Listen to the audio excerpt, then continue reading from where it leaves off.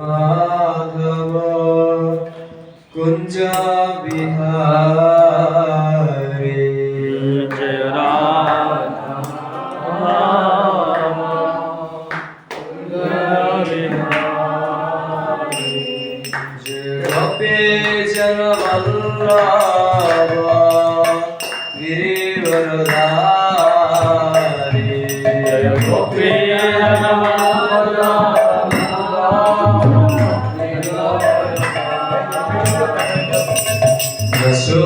यशोदानन्दना व्रज जनराञ्जना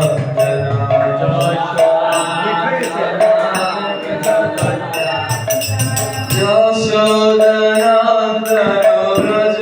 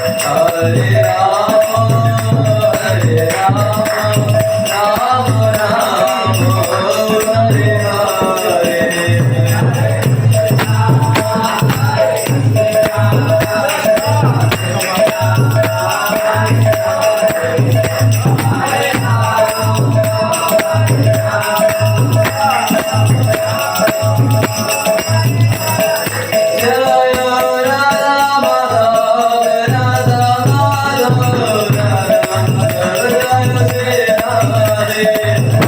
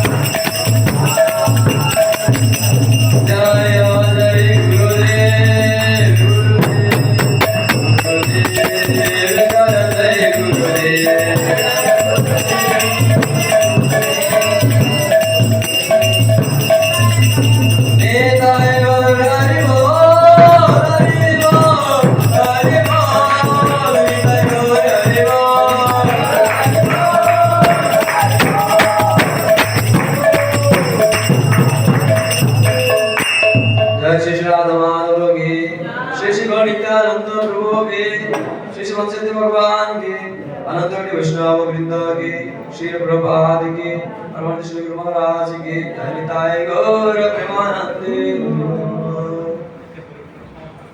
अज्ञानातिमिरन्दस्य ज्ञानाञ्जनशलाकया चक्षुरुन्मीलितं येन तस्मै श्रीगुरुवे नमः श्रीचैतन्यमनोभीष्टं स्थापितं येन भूतले स्वयं रूप कदा मह्यं ददाति स्वपदान्तिकम् वन्देऽहं श्रीगुरु श्रीयुतपदकमलं श्रीगुरुर्वैष्णवांश्च श्रीरूपं साग्रजातं सहगणा रघुनाथान्वितं तं सजीवं नमोऽयं विष्णुपदाय कृष्णपृष्ठाय भूतले श्रीमते भक्तिवेदान्त स्वामिनिति नामिने नमस्ते सरस्वती देवे गौरवाणी प्रचारिणे निर्विशेष शून्यवादे पाश्चात्य देशतारिणे वञ्चाकल्पतरुभ्यश्च कृपासिन्धुभ्येव च पतितानां पावनेभ्यो वैष्णवेभ्यो नमो नमः नित्यानन्द नमस्तभ्यं प्रेमानन्द प्रदायिने कुलो कल्मषोनाशाय जन्मवापते नमः नमो मावदन्याय कृष्ण प्रेम प्रदायते कृष्णाय कृष्ण चैतन्य नाम्ने गौरतिसे नमः हे कृष्ण करुणा सिन्धु दीनबन्धो जगत्पते गोपेश गोपिकाकान्त राधाकान्त नमोऽस्तुते तप्त काञ्चन गौराङ्गे राधे वृन्दावनेश्वरी वृषभानुसुते देवी प्रणमामि हरिप्रिये जय श्री कृष्ण चैतन्य प्रभु नित्यानन्द श्री अद्वैत गदाधर शिवासादि गौरभक्तवृन्द हरे कृष्ण कृष्ण कृष्ण हरे हरे हरे राम राम राम हरे हरे नारायणं नमस्कृत्यं नरं चैव नरोत्तमं देवीं सरस्वतीं व्यासं ततो जयमुदीरये नष्टो प्रायश्व भद्रेषु नित्यं भागवतं सेवया भागवते उत्तम श्लोके भक्तिर्भवति नुष्टुगे श्री गुरुदिनतारिणे श्री चैतन्य परमेश्वर परमानन्द माधवम् निज निज गुरु प्रणाम नमोऽयं विष्णुपदाय कृष्णपृष्ठाय भूतले श्रीमते जयपताका स्वामिनिति नामिने नमाचार्यपदाय निताय कृपा प्रदायिने गौरकथा दामोदाय नगरग्रामोदारिणे हरे कृष्ण সবাইকে সুস্বাগতম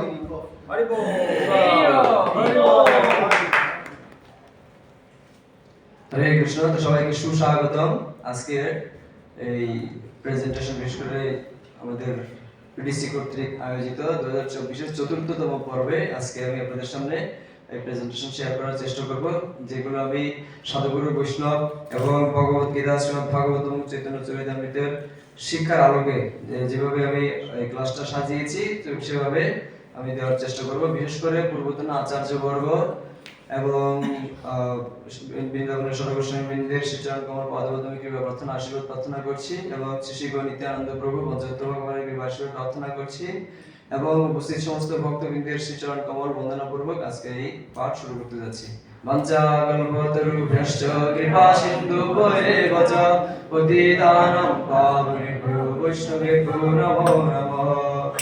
আমি প্রার্থনা করছি সমস্ত বৈষ্ণবদের কৃপা আশীর্বাদ ছিল কৃষ্ণদাস কৃষ্ণদাস কবিরাজ গোস্বামী প্রভুপাদ তিনি বলছেন মূর্খ নিচ ক্ষুদ্রময়ী বিষয় লালস বৈষ্ণব আজ্ঞা বলে করে এতে সাহস। যেহেতু বৈষ্ণবদের আজ্ঞা হয়েছে সেজন্য এই দুঃসাহসিক কাজে আমি এখানে উপস্থিত হয়েছি। ছিল বৃন্দাবন দাস ঠাকুর তিনি বলছেন পক্ষী যেন আকাশের অন্ত নাহি পায় যত শক্তি থাকে তত দূর উড়ে যায়। এবং আমি কৃতজ্ঞতা জ্ঞাপন করছি ইসকন ফাউন্ডার আচার্য কৃষ্ণ কৃপা শ্রীমূর্তি শ্রী অভয়চরণ অরবিন্দ ভক্তেন্দ্র স্বামী শ্রী চরণ কমলে এবং ওনার কৃপা আশীর্বাদ প্রার্থনা করে আজকে শুরু করছি। তো আমাকে যে আজকের দেওয়া হয়েছে, বিষয়বস্তু দেওয়া হয়েছে, সেটা হচ্ছে একজন বৈষ্ণবের সহনশীলতা। তো এই বিষয়ের আলোকে আমরা আজকে আলোচনা করব, চর্চা করব। তো এই বিষয়টাকে আমি টোটাল 6টা ভাগে বিভক্ত করেছি। বৈষ্ণবের সহনশীলতা বলতে কি বোঝায়, এবং কেন সহনশীল হব, এবং সহনশীলতার দৃষ্টান্ত, এবং সহনশীলতার প্রয়োগ কিভাবে করা যায়, সহনশীলতার ফলাফলটা কি বা কেমন হবে, এবং হচ্ছে পরিশেষে কিভাবে আমরা সহনশীলতা আসবে আমাদের জীবনে। তো এই বিষয়টা আমরা আজকে চর্চা করব। হরে কৃষ্ণ। তো সবাইকে আরো একবার সুস্বাগতম। তো শ্রীমদ্ ভগবত গীতার একটা শ্লোক দিয়ে আমরা শুরু করব। বর্ণনা করা হচ্ছে ভগবত গীতার 2য় অধ্যায়ের 14 নম্বর শ্লোকে, মাত্রা স্পর্শাস্তু কন্তেয় শীতুষ্ণ সুখ দুঃখদা আগম পাইনয় নিত্য তান্তে দেক্ষভারত। তো বলছে ভগবান বলছেন, হে অর্জুন, হে কুন্তিপুত্র অর্জুন, যে ইন্দ্রিয়ের সঙ্গে বিষয়ের সংযোগের ফলে যে অনিত্য সুখ এবং দুঃখের অনুভব হয়, সেটা হচ্ছে ঠিক শীত এবং গ্রীষ্ম ঋতুর গমনাগমনের মতো। তো হে ভরতকুল প্রদীপ, তুমি সেই ইন্দ্রিয়ের দ্বারা প্রভাবিত না হয়ে সেগুলো তুমি সহ্য করো। তো শুরুতেই আমরা এই শ্লোকটা দিয়ে শুরু করছি। তো এই শ্লোকের তাৎপর্য ছিল, প্রভাত বলেছেন যে কোনো কর্তব্যনিষ্ঠ, যে খুব কর্তব্য সম্পাদনে যে আগ্রহী, তাকে অবশ্যই কি করা উচিত, এই বিধিনিষেধ পালন করা উচিত। কিরকম বিধিনিষেধ, যেমন সেখানে তিনি উদাহরণ দিয়ে বুঝিয়েছেন, যেমন জল, এখন শীতকালে জলটা হচ্ছে খুব ঠান্ডা, কিন্তু যে বৈদিক বিধিনিষেধ মানবে, সে তীব্র ঠান্ডার মধ্যেও, মাঘ মাসের ঠান্ডার মধ্যেও সে স্নান করা থেকে বিরত হবে না। এবং গৃহিণীরা যারা রান্না করে, তারা রান্না করা থেকে বিরত হবে না। তো এই প্রসঙ্গে শিশুমত জগন্নাথ স্বামী গুরু মহারাজ তিনি বলছেন, একজন পড়তে পারেন, জাগতিক জীবনে সুখ দুঃখ আসবে, কিন্তু চূড়ান্ত উদ্দেশ্য হচ্ছে শুদ্ধ কৃষ্ণ ভাবনা লাভ করা এবং জাগতিক সুখ দুঃখ এবং বিভিন্ন উত্থান পতন সহ্য করে পূর্ণভাবে কৃষ্ণ সেবায় নিযুক্ত হওয়া। এটি খুব বাস্তব ও ব্যবহারিক নির্দেশ। শ্রীকৃষ্ণের চরণাশ্রয় শিল জয়প্রকাশ স্বামী গুরু মহারাজ। হরে কৃষ্ণ। তো এটা হচ্ছে খুব ব্যবহারিক। আমরা দেখছি আমাদের যখন আমরা ভগবানের সেবা করি, তখন অনেক অসুবিধা হলেও স্বাভাবিকভাবে আমরা একটা শক্তি পাই। অনেক সময় অসুস্থ থাকলেও যখন একটু সেবাতে আমরা যুক্ত হয়ে যাই, তখন স্বাভাবিকভাবে এই সুখ দুঃখ সেগুলো কোথায় হারিয়ে যায়, দুঃখ দূরে গেল, চিন্তা না রহিল। আমরা সেই একটা নিজেরা সেবা করতে গিয়ে সেই পরিস্থিতিটা বুঝতে পারি যে এই সুখ দুঃখের ঊর্ধ্বে হচ্ছে ভগবানের সেবাটা। তো এই প্রসঙ্গে পরবর্তীতে আমরা জানবো যে কেন সহনশীল হব। তো কেন সহনশীল হব, কারণ আমাদের জীবনের একটা লক্ষ্য রয়েছে। শ্রীল রূপ গোস্বামী পাদ তিনি বলছেন যে আদৌ শ্রদ্ধা তত সাধু সঙ্গ। তো আমরা এখানে কৃষ্ণ ভাবনায় কেন আসলাম, আমরা যদি বিচার করে দেখি যে আমরা কৃষ্ণ ভাবনায় এসেছি কেন, না আমাদের এখানে আসার উদ্দেশ্য হচ্ছে আমরা এখানে কৃষ্ণ ভক্তি চাই, আমরা কৃষ্ণ প্রেম চাই, ভগবত ভক্তিটাকে ভালো করে বশ করতে চাই। তো সেই জন্য আমরা এখানে আসলাম। কিন্তু সেখানে এসে আমরা কোথায় আটকে গেলাম, যে আমরা বিভিন্ন আমাদের যে গুণাবলীগুলো অর্জন করা উচিত বা যেভাবে আমাদের বিশ্বভক্তি অভ্যাস করা দরকার, তো সেই প্রসঙ্গে ছিল তিনি বলছেন আদৌ প্রথম শুরু হবে শ্রদ্ধা দিয়ে, তারপর হচ্ছে আদর্শ শ্রদ্ধা তথা সাধু সঙ্গ। তো সাধু সঙ্গ আমরা করছি, তারপরে হচ্ছে ভজনক্রিয়া, ভজনক্রিয়ার পরে হচ্ছে অনর্থ নিবৃত্তি। এইভাবে করে আমাদের অনেক দূর যেতে হবে। অনর্থ নিবৃত্তি করে রুচি, নিষ্ঠা, ভাব, প্রেম স্তরগুলো লাভ করার জন্য আমাদেরকে বেসিক কিছু গুণাবলী আমাদের অর্জন করা দরকার। তো সেই জন্য আমরা এই লক্ষ্যে পৌঁছানোর জন্য আমরা সহনশীল হব। ঠিক যেভাবে কোনো ছাত্র, সে যদি ছাত্র জীবনে যদি সে সফল হতে চায়, তাহলে তাকে তার টিচারের বা শিক্ষকের নিয়ম কানুন বা তার করা কথা তাকে শুনতে হয়। সে যদি সেগুলো সহ্য না করে, তাহলে সে তো ছাত্র হতে পারে না। তাহলে তো সে ভবিষ্যতে ডাক্তার, প্রকৌশলী বা বিচারক এগুলো সে হতে পারে না। তো সেই জন্য আমাদেরকে বা ছাত্রকে সহনশীল হতে হয়। যেমন আরেকটা উদাহরণ হচ্ছে সড়ক বেগ। তো ব্যাগের মধ্যে দেখা যাচ্ছে ক্রোধের বেগ। তো অনেক মানুষ দেখা যাচ্ছে খুব ক্রোধবশত কাউকে এত ক্রোধ, মানে স্বাভাবিকভাবে ক্রোধান্বিত হয়ে এসে কাউকে মেরে ফেললো। সে কোনো খুনি নয় বা কোনো পেশাদার কোনো খুনি নয়, কিন্তু সে মেরে ফেলার ফলে কি হলো, তাকে পুলিশ ধরে নিয়ে গেল। আমরা যদি ক্রোধ, তারপর হচ্ছে কামের ব্যাগ, এই ব্যাগ যদি কেউ সহ্য না করে, আমরা পত্রিকাগুলো দেখতে পাচ্ছি প্রতিনিয়ত, টেলিভিশন পত্রিকা খুললেই দেখা যায় যে ধর্ষণ হচ্ছে, ইপটিজিং হচ্ছে, এই সমস্ত ঘটনাগুলো দেখা যাচ্ছে। কেন? সে ব্যাগগুলো নিয়ন্ত্রণ করতে পারছে না, ঠিক না? তো সেই জন্য তাকে পুলিশ ধরে নিয়ে যাচ্ছে। কিন্তু সে যদি সেগুলো না করে, তাহলে সে একজন ভালো মানুষ, সভ্য মানুষ হতে পারে। এবং আর আমাদের ভক্তি জীবনে যদি আমরা যদি সেটা প্র্যাকটিস অভ্যাস করি, তাহলে আমরা একজন ভালো ভক্ত হিসেবে পরিগণিত হব। তো সেই প্রসঙ্গে ছিল রূপকেশ্বরবাদ তিনি বর্ণনা করছেন প্রথম শ্লোকে উপদেশামৃতে, বাচো বেগম মনস ক্রোধ বেগম জীব বেগম উদরয়োপস্থ বেগম ইয়তান বেগান যো বিষয়ে তো ধীর সর্বাম বিমাম পৃথিবীম শিষ্যাৎ। কেউ যদি এই ব্যাগগুলোকে নিয়ন্ত্রণ করে, তাহলে সে পুরো পৃথিবীকে শাসন করতে পারে।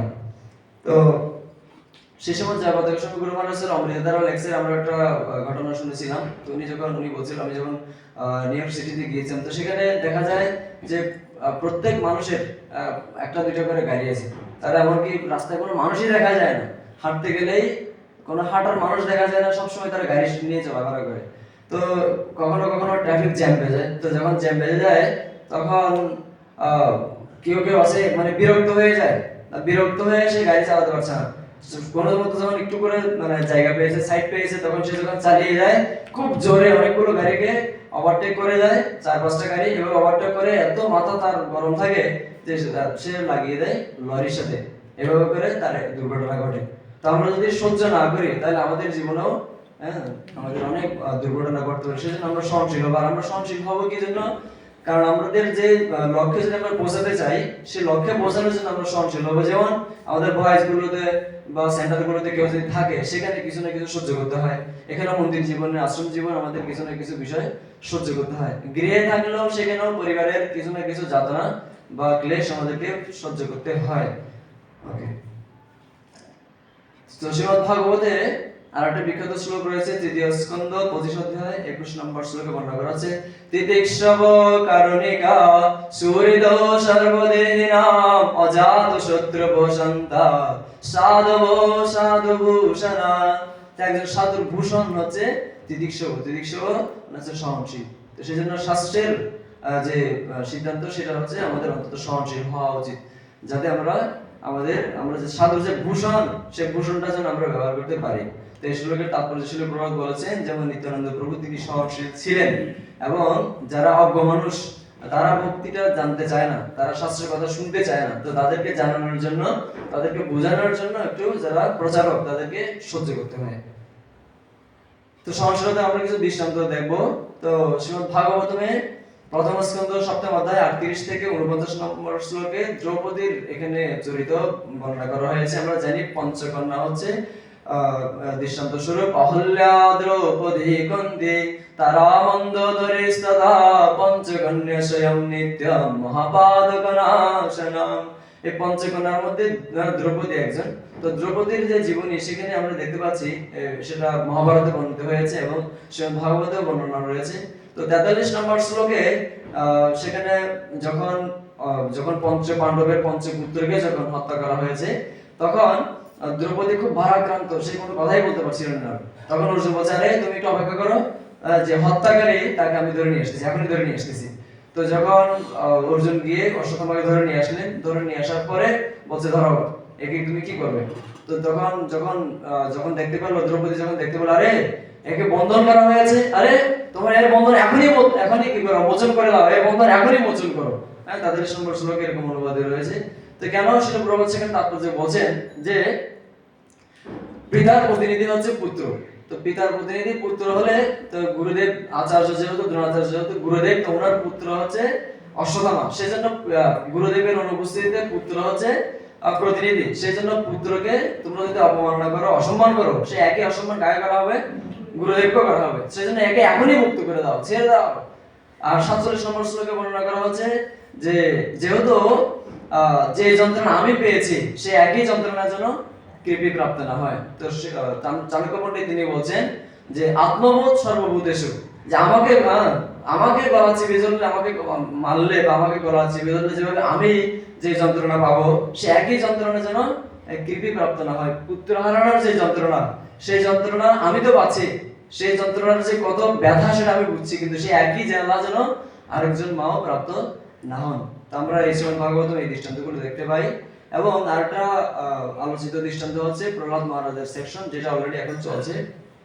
তো প্রহ্লাদ মহারাজের সেকশনে তো যখন গুরুকুলে পাঠানো হয়েছে প্রহ্লাদ মহারাজকে, সেখানে বলছে গুরুকুল থেকে ফেরত এসেছে, হিরণ্যকশিপু বলছে, পুত্র কি শিখেছো বলো তো, অনেকদিন তো তুমি গুরুকুলে ছিলে, তা কি শিখলে? তো বলছে, পিতা আমি শিখেছি শ্রবণম কীর্তনম বিষ্ণু স্মরণম পাদ সেবনম অর্চনম বন্দনম দাস্যম সখ্যম আত্মনিবেদনম। বলছে বিষ্ণু, আরে তো আমাদের বাত্রিক রাতি, তুমি বিষ্ণুর কথা বলছো কেন? তোমাকে বলো কে শিখিয়েছে? ষণ্ড অমর্ক কি শিখিয়েছে ভাই প্রহ্লাদকে তোমরা? বলছে না প্রভু আম সরি প্রভু, ক্ষমা করুন প্রভু, ক্ষমা করুন, আমরা শিখাইনি। কিন্তু ও কোথা থেকে শিখেছে? বলছে পিতা এটা তো আমাদের স্বাভাবিক জাত। যেমন আগুন থেকে যেভাবে তাপকে আলাদা করা যায় না, জল থেকে যেমন তার তরলতাকে আলাদা করা যায়, ধর্ম তো মানুষের স্বাভাবিক বৃত্তি, এটাতে কাউকে শিখাতে হয় না। আপনিও ভগবানকে ডাকুন, আপনার হৃদয়ে আপনি প্রশান্ত অনুভব করবেন। এবং ভগবান হচ্ছে আমাদের পরম গতি, পরম পিতা, তিনি আমাদের একমাত্র আশ্রয়। যারে মূর্খ, যাও এখান থেকে সরো। তো বলছে না পিতা, আমাদের একমাত্র জীবনের উদ্দেশ্য হচ্ছে এই ভগবানের ভক্তি করা। তখন বলছে সিপাহী একে বন্দী করা এখানে। তো যখন একে বন্দী করা হলো, তো যারা উপদেষ্টা আছে তো বলছে আরে ও তো বাচ্চা মানুষ, বুঝতে পারেনি, হয়তো দু একদিন যদি একটু লকারে রাখা হয়, জেল হাজতে রাখা হয়, তাহলে ঠিক হয়ে যাবে, ওকে একটু বন্দি করে রেখে দিন দু একদিন। তো ওকে বন্দি করে প্রহ্লাদ মানুষকে বন্দি করে রাখা হয়েছে। যখন বন্দি করে রাখা হয়েছে, সেখানে বলছে কোনো খাবার দেওয়া যাবে না, কিন্তু সেখানে স্বাভাবিকভাবে খাবার চলে আসছে, প্রসাদ চলে আসছে, কারণ যেহেতু শ্রী ভগবানের ভক্ত ছিলেন। তো সেখানে যারা প্রহরী ছিল তারা গিয়ে বলছে, মহারাজ সেখানে তো খাবার চলে আসতেছে। ও চাইলে কি বলো, খাবার চলে আসতেছে, তাহলে ওখান থেকে মুক্ত করো আগে। তো বলছে প্রহ্লাদ কি ব্যাপার, তোমার কি সিদ্ধান্ত পরিবর্তন হলো? তুমি কি বিষ্ণুকে এখনো ডাকবে? বলছে হ্যাঁ প্রভু, হ্যাঁ পিতা, আমাদের উচিত হচ্ছে, আমাদের একমাত্র স্বার্থ গতিহীন বিষ্ণু, আমাদের জীবনে আর অন্য কোনো স্বার্থ নেই, একটাই স্বার্থ, সেটা হচ্ছে ভগবানের বিষ্ণুর আরাধনা করা। ওজারে মূর্খ একে এখনই কোথায় সমুদ্রে নিক্ষেপ করা হোক, নিয়ে যাও আমার চোখের সামনে থেকে, সরাও হাঁটাও। এভাবে করে তাকে যখন নিয়ে যাওয়া হলো, তাকে সমুদ্রে নিক্ষেপ করা হলো পাথর বেঁধে, কিন্তু সেখানেও তার মৃত্যু হলো না। তো মৃত্যু হলো না, আবার সেখান থেকে ফিরে আসলো। ফিরে এসে কি বলছে, তো প্রহরীরা কি নিউজ খবর দিচ্ছে যে প্রভু আচ্ছা কি করুন, এই আপনি ইয়ে চলে আসছে, প্রহ্লাদ মানুষ আবার চলে আসছে। বলছে কি করছে ওখানে? সে বলছে হরি হরি হরি হরি হরি হরি হরি হরি হরি হরি হরি হরি হরি হরি। জানে সে তো শুধু হরি গুণগান করছে। আরে কি বলো, হরি গুণগান করছে? এই বিষ্ণুদ্রোহী হরি ভক্তকে আমার সামনে থেকে নিয়ে যাও, তাকে আবার অন্য কোনো শাস্তি দেওয়া হোক। তো তাকে আবার হাতির চাপা দেওয়া হলো, কিন্তু সেখানেও তার মৃত্যু হচ্ছে না, হাতিরাও তাকে প্রণাম করে চলে যাচ্ছে। সাপের গর্তের মধ্যে ফেলে দেওয়া হচ্ছে, সাপেরাও তাকে দূর থেকে দেখে তাকে প্রণতি নিবেদন করে চলে যাচ্ছে। এবং যখন তাকে সব বিভিন্ন ভাবে তাকে এই সমস্ত নির্যাতনগুলোর মাধ্যমে তাকে যখন যাচ্ছে, তো হিরণ্যকশিপু অত্যন্ত পরিশ্রান্ত হয়ে গেল, দেখছে আর কোনোভাবেই পারা যাচ্ছে না। বিষ খাওয়ানো হলো, আগুনে পোড়ানো হলো, তাকে জলে ফেলে দেওয়া হলো, কোনোভাবেই তার কিছুই হচ্ছে না। তখন আমরা দেখতে পেলাম যে প্রহ্লাদ মহারাজের যে জীবনীতে কিভাবে তিনি সহনশীল ছিলেন, আর সবসময় তিনি ভগবানের গুণমহিমায় ব্যস্ত ছিলেন। হরে কৃষ্ণ। এখন আমরা দেখবো সহনশীলতার প্রয়োগ কিভাবে করা যায় আমাদের ব্যবহারিক জীবনে। যেমন আমরা যদি ব্যক্তিগত জীবনে আমরা সকালে ঘুম থেকে ওঠা থেকে শুরু করে ঘুমাতে যাওয়া পর্যন্ত আমাদের জীবনে আমরা দেখতে পাচ্ছি যে আমাদের কিছু না কিছু কোনো না কোনো ভাবে সহনশীল হতে হয়। যেমন একটা উদাহরণ হচ্ছে, আমরা প্রসাদ সেবী যখন করি বা করব, তখন সেখানে বিভিন্ন ভক্তদের বিভিন্ন মানসিকতা। তো কেউ বলছে আমাকে একটু ভোর থেকে দিন ডালটা, কেউ বলছে আমাকে একটু নিচ থেকে দিন, কেউ বলছে একটু মাছ থেকে দিন, আবার পাঁচ মিশালি সবজি থেকে শুধু একটা ফুলকপি দিতে হবে, আবার দুটো সিম দিতে হয়। এভাবে করে অনেক ভক্তের বা অনেক তাদের কি করতে হয়, ওনাদের যে অনুভূতি সেটাকে দেখতে হয়। এবং কেউ যদি মানে রজগুণের যদি বেশি প্রভাবিত থাকে, সেই দিন দেখা যায় ওই ব্যক্তিকে বোঝা যাবে যে সার্ভিস করবে, তাকে বোঝা যাবে যে সে কিভাবে সেটাকে নিতে পারছে না। বেশি রজগুণের প্রভাব থাকলে সেদিন সার্ভিস করা কঠিন হয়ে যায়। এবং আর আমরা কেন সেটা করি?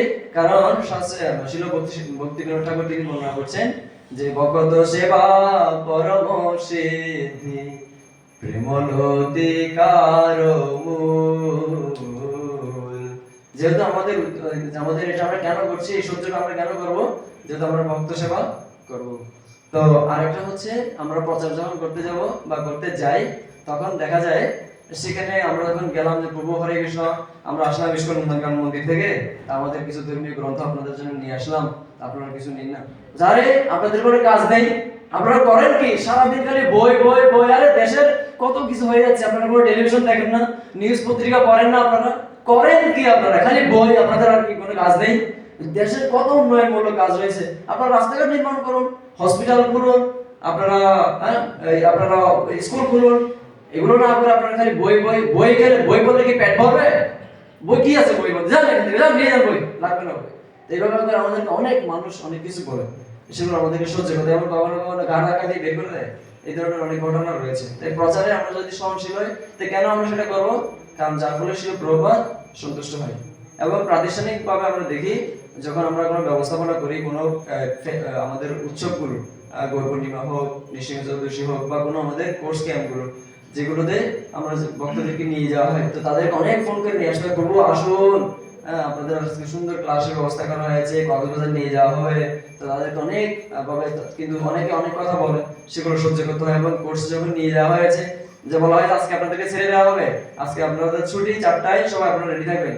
এখন 4টা বেজেছে, কেউ চলে গেছে মাঠে, কেউ চলে গিয়েছে মার্কেটে, কেউ চলে গিয়েছে স্নান করার জন্য, এদের খুঁজে পাওয়া যায় না।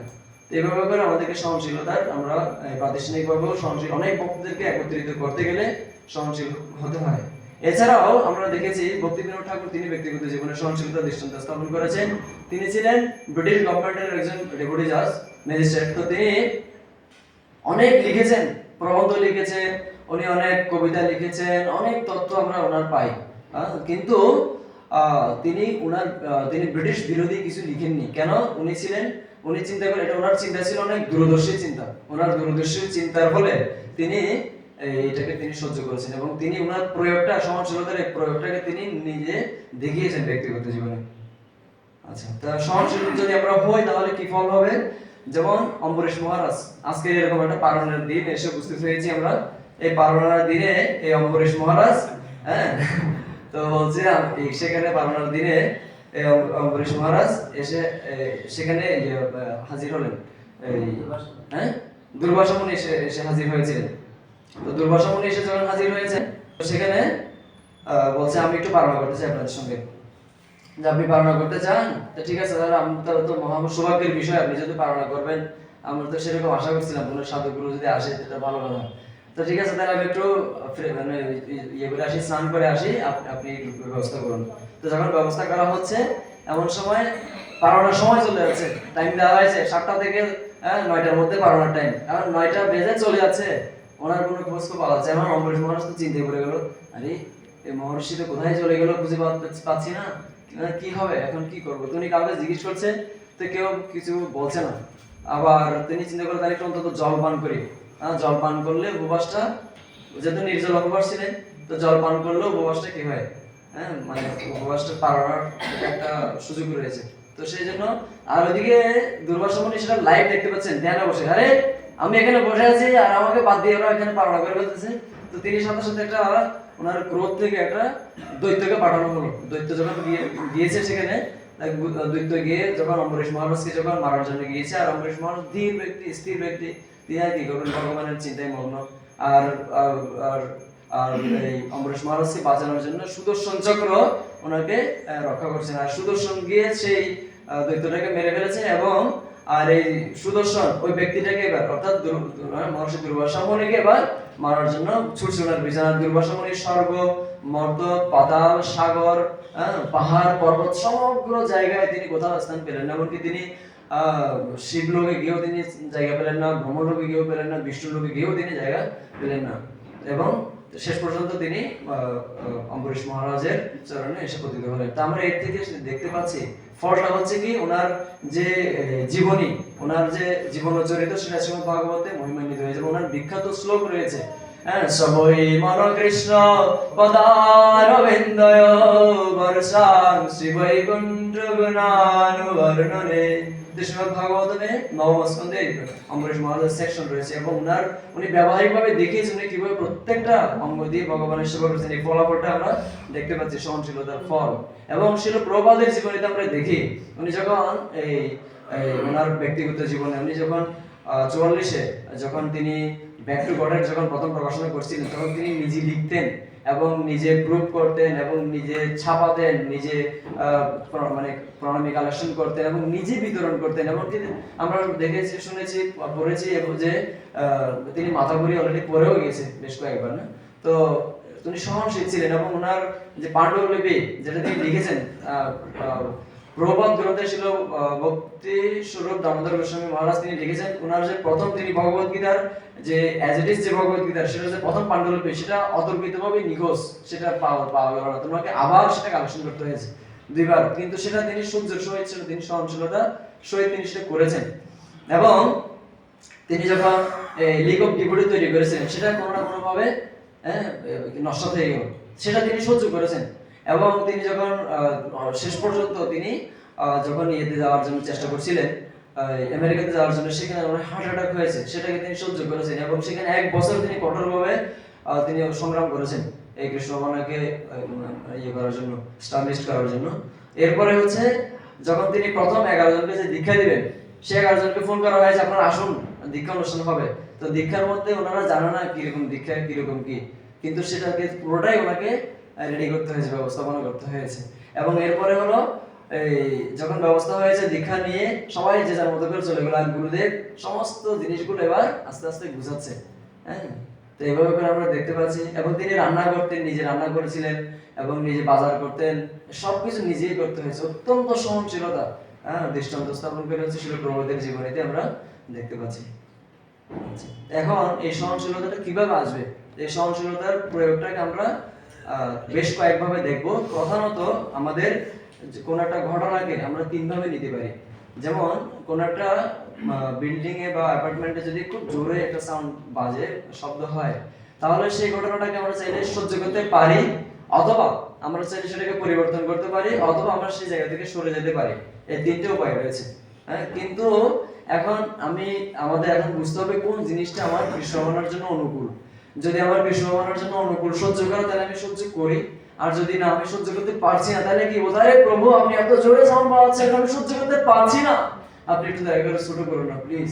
অথবা তার যদি কোনো অথরিটি থাকে তাকে বলা একটু আপনি ছোট করুন, পরিবর্তন করা বিষয়টাকে, অথবা সেই অ্যাপার্টমেন্ট ত্যাগ করা বা সেই কক্ষটিকে ত্যাগ করে। এই 3 ভাবে আমরা এই সহনশীলতার দৃষ্টান্ত দেখতে পাই। তো এই প্রসঙ্গে ছিল হরিদাস ঠাকুরের একটি ঘটনা রয়েছে। তিনি যখন জগন্নাথপুরীতে গিয়েছিলেন, তখন ওনার নিয়ম হচ্ছে জগন্নাথপুরীতে কোনো অন্য ধর্মের লোক প্রবেশ নিষেধ।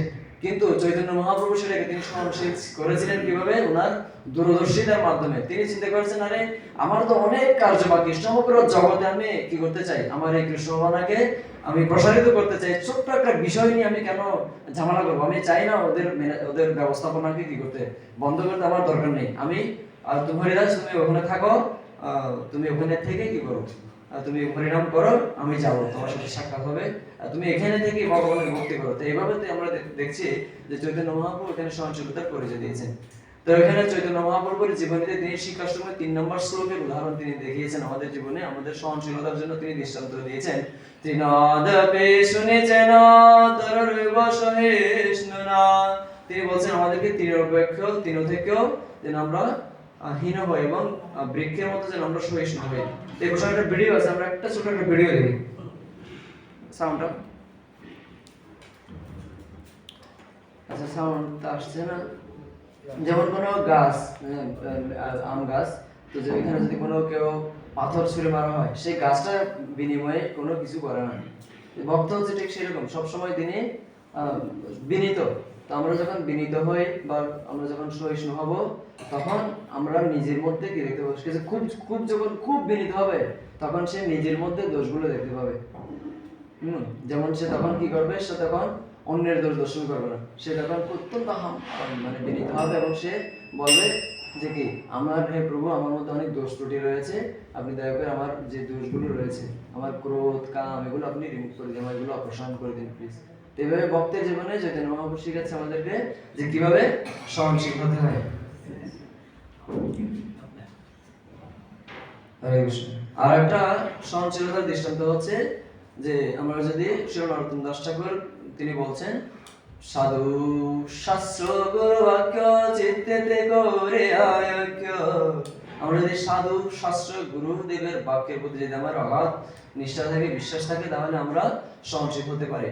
যেভাবে সাধু বলছে কি যে ব্রহ্মাণ্ড ব্রহ্মাণ্ড ব্রহ্মিতে কোন সাধুবাদ্য পায়, তাহার মন্ত্র উপদেশে মায়া পিশাচি পলায়। আমরা যদি সাধুর আশীর্বাদ আমরা চাই বা আশীর্বাদ যদি আমরা প্রাপ্ত হই, তাহলে সাধুর কৃপায় আমাদের এই যে মায়া পিশাচি পালিয়ে যাব।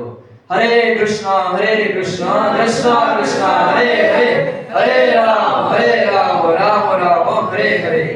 তো সাধু বলছে কি, সাধু বলবে আপনি একটু ভজন করুন, আপনি একটু ভগবানের ভক্তি করুন। যদি আমরা ভগবানের ভক্তি করি, তাহলে এই ভজন করলে আস্তে আস্তে আপনি আস্তে আস্তে একদিন ভগবানকে প্রাপ্ত হবেন। তো সাধু আমাদের এই সময় নির্দেশ দিচ্ছে। আর কি নির্দেশ দিচ্ছে? সাধু বলবেন আপনি একটু ভগবত গীতা পড়ুন, আপনি একটু শাস্ত্র পড়ুন। তো ভগবত গীতা আমাদের কি দিয়ে শিক্ষা দিচ্ছে? ভগবত গীতার চতুর্থ অধ্যায়ের 37 নম্বর শ্লোকে বর্ণনা করা আছে, অবিচেতস্য পাপভ্য, যদি কেউ যদি পাপীদের মতো অত্যন্ত পাপী হয়, তাহলে তুমি গীতারূপ তরণীতে আরোহণ করে, গীতার জ্ঞান আরোহণ করে তুমি এই সংসার সমুদ্র পার হতে পারবে। আর শ্রীমদ্ ভাগবতে বর্ণনা করা হচ্ছে, তদ্ভাগ বিসর্গ জনতাগ বিপ্লব ইয়স্মিন প্রতি শ্লোকম অবদ্ধবতে হবে নামায় অনন্তস্য যশয়ঙ্কিতানি চ সিন্নান্তে গ্রায়ন্তে গৃণন্তে সাধব। তদ্ভাগ বিসর্গ শ্রীমদ্ ভাগবতের প্রথম স্কন্ধ 5ম অধ্যায় 11 নম্বর শ্লোকে বর্ণনা করা হচ্ছে, এই শ্রী নরোত্তম দাস ঠাকুর তিনি শ্রী নারদ মুনি তিনি ভবিষ্যৎবাণী করেছেন এই শ্রীমদ্ ভাগবতম এই যে এখন প্লাবন আমরা সারা পৃথিবীতে দেখতে পাচ্ছি। এই ভাগবতের গ্রন্থ নিজের ব্যক্তিগত জীবনে কেউ ধারণ করে তার কি হলো, যেমন আমরা দেখছি এই প্রভাব আছে সারা পৃথিবীতে কৃষ্ণ ভগবানের ভাগবত ধর্মের কি প্রভাব হয়েছে। এবং চৈতন্য চরিতামৃতে বর্ণনা করা হচ্ছে, চৈতন্য চরিতামৃত যেই জন শুনে তার চরণ মই কর, তার চরণ ধুইয়া কর মই পানে, শ্রোতার প্রদরেণু কর মস্তক ভূষণ, তোমরা এই অমৃতে পেলে সফল হইল শ্রম। শ্রীল কৃষ্ণদাস কবিরাজ গোস্বামী প্রভুপাদ তিনি বর্ণনা করছেন, আপনার কেউ যদি চৈতন্য চরিতামৃত অধ্যয়ন করে, তার চরণ অমৃত চরণ ধুয়ে জল পান করে, এই হচ্ছে আমাদের বৈদিক শাস্ত্র অধ্যয়ন করে অভ্যাস করে পরে, তাহলে আমাদের এই ধরনের সুবিধাগুলো আমরা প্রাপ্ত হবার। গুরুদেব আমাদের কি দিয়েছেন? গুরুদেব আমাদেরকে ভগবানের পবিত্র নাম করার জপ করার সুযোগ দিয়েছেন, 4টা বিধিনিষেধ পালন করার সুযোগ দিয়েছেন এবং পবিত্র নাম দিয়েছেন। যে নাম যদি আমরা অভ্যাস করি, তাহলে আমাদের জীবনে এই সমস্ত গুণাবলীগুলো স্বাভাবিকভাবেই ফিরে আসবে। এবং গুরুদেব আমাদেরকে ভগবানের কাছে প্রার্থনা করতে শিখাচ্ছেন। কি প্রার্থনা করছেন? প্রার্থনা করার জন্য আমাদেরকে দেখাচ্ছেন, শিখাচ্ছেন।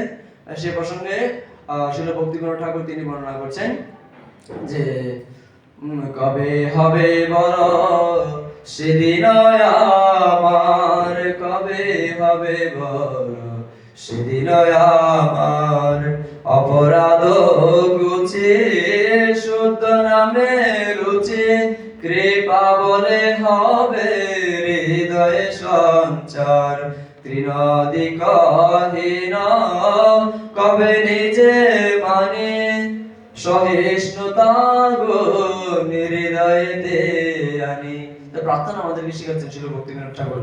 এবং হরিনাম জপ করার জন্য শিল ভক্তিবিনোদ ঠাকুর তিনি আরেকটা প্রার্থনা শিখাচ্ছেন, কৃষ্ণ নাম সুধা করিয়া পান, জুড়াব কতে বিনোদ প্রাণ, নাম বিনায়ার নাহি কো কিছু 14 ভুবন মাঝে।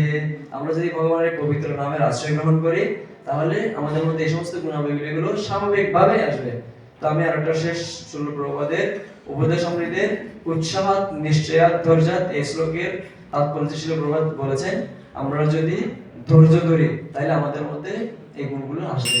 এবং কিভাবে ধৈর্য ধরতে হবে সেখানে তিনি বলছেন, যেমন কোনো কেউ যদি বিবাহ হয়, তাহলে সে রাতারাতি সন্তান লাভ করতে পারে না, তাকে একটু অপেক্ষা করতে হবে।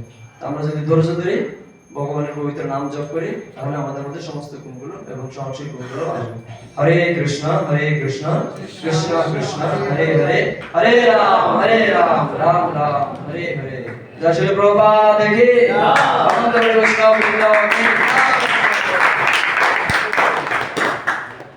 তো আজকের ক্লাস থেকে আমরা জানলাম দ্বৈত ভাব আমাদের নিরসন হবে যদি আমরা ভগবত গীতার শিক্ষা এবং আমরা যদি অভ্যাস করি এবং আমাদের লক্ষ্য পৌঁছানোর জন্য আমাদের সহনশীল হতে হবে। এবং ভগবত ভক্তদের থেকে আমরা দেখলাম প্রহ্লাদ মহারাজ এবং দ্রৌপদীর জীবনী থেকে আমরা শিক্ষা গ্রহণ করেছি এবং ব্যবহারিক জীবনে আমরা সহনশীলতা প্রয়োগ